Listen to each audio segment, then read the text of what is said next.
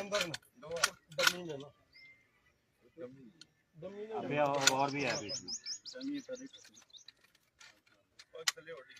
आराम कुछ नहीं, कोई जल्दी नहीं है।